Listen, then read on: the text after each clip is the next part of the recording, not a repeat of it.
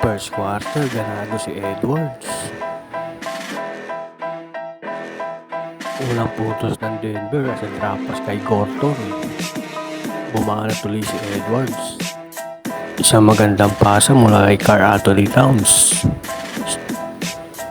Nag-skyhook naman si Joker.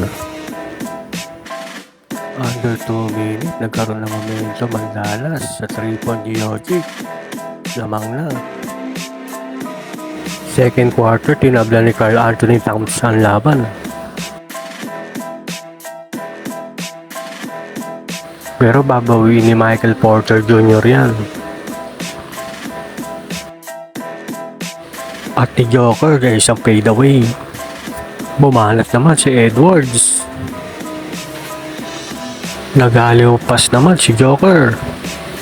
Isang steal naman kay Edwards. Nag-fadeaway naman si Joker.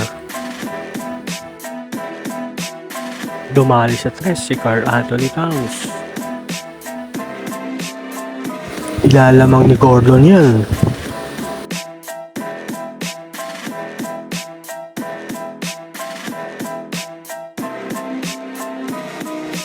Third quarter, dinagdagan pa ni Aaron Gordon ang lamang. Pero nakahook siya si Karl-Anthony. Gusto na lumayo ni Murray, tumira ng tres. Pero gustong mahabol ang Minnesota. Tumira si Edward panlamang. Fourth quarter, tumabla si Gordon. Mike Conley tumira ng tres panlamang. Sumagot naman si Murray. 30 seconds, di nakahabol ang Denver. Panalo ang Minnesota sa Game 1.